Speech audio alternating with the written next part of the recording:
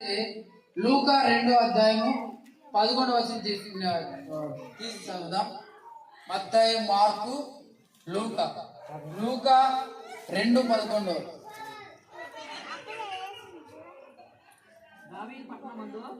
దావీదు పట్టణమందు నేడు రక్షకుడు మీ కొరకు పుట్టి ఉన్నాడు.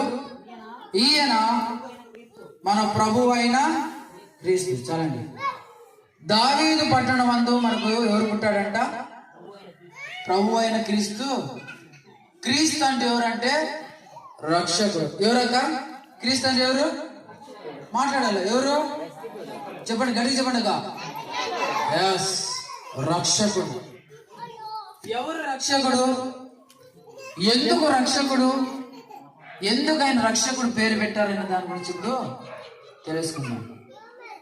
పోయిన వారం నేను చెప్పా ఏమంటే, ఎందరైతే తన నామమును అంగీకరిస్తారో, ఎందరైతే తన కుమారునిగా తన దేవునిగా అంగీకరిస్తారు, వారందరూ కూడా దేవుని పిల్లలు అవుటకు ఆయన అధికారం ఇచ్చాడు.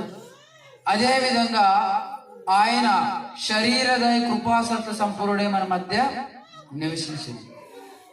క్రీస్తు యెహోవా దేవుడు తన మహిమను తగ్గించుకొని తను తాను రిక్తుడిగా దిగివచ్చి మన మధ్య ఆయన నివసించాడు.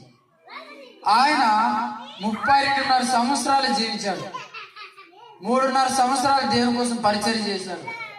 3.5 సంవత్సరాలు ఎక్కడైనా మన పాపం లేకుండా జీవించాడు. ఆయన ఏం లేకుండా జీవించినాడు? పాపం లేకుండా. ఇది సాధ్యమా? మనిషి అన్నవాడు తప్పు చేయకుండా, అబద్ధం చెప్పకుండా, మనిషి అన్నవాడు పొరుగు వాడిని ద్వేషించకుండా, పొరుగు వాడిని మీద కలహం లేకుండా మనిషి జీవించగలుగుతాడా? అసంభవం. కానీ ఇది క్రీస్తుకు సాధ్యమే. ఎవరికి సాధ్యము? క్రీస్తుకు సాధ్యమిది. ఎందుకంటే ఆయన దేవుడు. ఆయన పరలోకం నుండి దిగి వచ్చినవాడు. ఆయన దిగి ఈ లోకానికి వచ్చి మన అందరి కోసం గొప్ప ప్రణాళికను ఏర్పాటు చేశాడు. ఏమి ఆ ప్రణాళిక అంటే, నశించిపోతున్న మీరందరూ కూడా తనతో పాటు తన తండ్రితో కూర్చుండబెట్టుటకు, నశించిపోయి నలిగిపోతున్న మనం అందరం కూడా పరలోక రాజ్యంలో అంటే స్వర్గంలో మనమందరం ఉండాలని, దారి తప్పిన మనమందరము కూడా, సాధారణ మార్గంలో పడిపోయిన మనమందరం కూడా ఆయన నివాసంలో ఆయనతో కూడా మనం ఉండాలని గొప్ప మార్గాన్ని ఏర్పాటు చేశారు.